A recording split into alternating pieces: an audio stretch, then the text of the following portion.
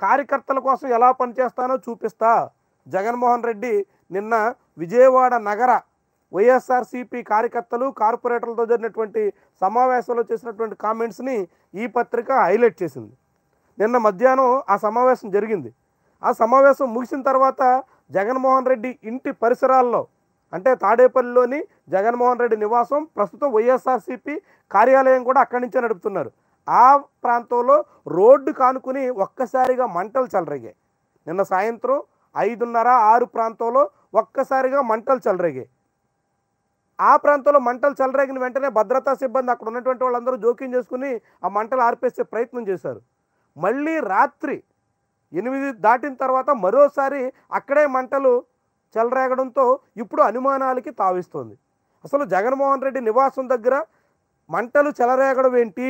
మాజీ ముఖ్యమంత్రి నివాసానికి చేరువలో మంటలు పెట్టింది ఎవరు? ఎందుకని అక్కడ ఆ రీతిలో వరుసగా 2 సార్లు కొన్ని గంటల వ్యవధిలోనే 2 దఫాలు మంటలు పుట్టించారు? ఎవరు దీని వెనక ఉన్నారు అన్నది ఇప్పుడు ముఖ్యమైనటువంటి అంశం. దీని మీద ఇప్పటికే తాడేపల్లి పోలీసులు కూడా దృష్టి పెట్టారు. అసలు ఏం జరిగింది, ఎందుకు జరిగింది, ఎలా జరిగింది అన్న విషయాలను కూడా ఆరా తీస్తున్నారు. తాడేపల్లిలోని మాజీ ముఖ్యమంత్రి నివాసానికి ఆనుకుని ఉన్న రోడ్డు పక్కనే మంటలు చెలరేగినటువంటి వ్యవహారం మాత్రం తీవ్ర స్థాయిలో మంట పుట్టిస్తోంది. ముఖ్యంగా మాజీ ముఖ్యమంత్రికి భద్రత కరువైంది. ఆయన నివాసం వద్ద అవసరమైనటువంటి భద్రతా ఏర్పాట్లు లేవు, అందుకే ఇలాంటి సమస్యలు వస్తున్నాయి. ఆకతాయిలు, వ్యతిరేకులు ఇలాంటి ప్రయత్నానికి ఒడిగట్టారు అంటూ వైఎస్ఆర్సీపీ ఆరోపిస్తోంది. అసలు మరి ఎవరు మంట పెట్టారు, ఎందుకని మంట పెట్టారు? ఒకసారి మంట పెట్టిన తర్వాత ఆర్పేస్తే మళ్ళీ మంటలు పుట్టించడం వెనక కారకులు ఎవరు? చాలా అనుమానాలకి తావిచ్చేటువంటి అంశం. మొన్ననే 4 రోజుల క్రితం ముద్రగడ పద్మనాభం వైఎస్ఆర్సీపీలో ప్రస్తుతం ముఖ్యమైనటువంటి నాయకుడిగా ఉన్నారు. ఆయన తనయుడు ప్రత్తిపాడు అసెంబ్లీ నియోజకవర్గ ఇన్ఛార్జిగా ఉన్నారు. ముద్రగడ పద్మనాభ రెడ్డి ఆయన నివాసంలోకి దూసుకెళ్ళి ఒక ఆయన ట్రాక్టర్తో విధ్వంసం సృష్టించే ప్రయత్నం చేశారు. అదొక వివాదం కొనసాగుతోంది. అతను మానసికంగా స్థిమితంగా లేరని, మద్యం మత్తులో చేశాడని రకరకాల వాదనలు ఉన్నాయి. అది ఏంటన్నది ఇప్పటి వరకు పోలీసులు అయితే అధికారికంగా స్పష్టత ఇవ్వలేదు. నిందితుడిని అయితే అరెస్ట్ చేశారు, పోలీసుల అదుపులో ఉన్నారు, ఆసుపత్రిలో చికిత్స పొందుతున్నారని మాత్రం ప్రకటించారు. ఆ కేసు ఏమైందో ఇంకా తేలలేదు.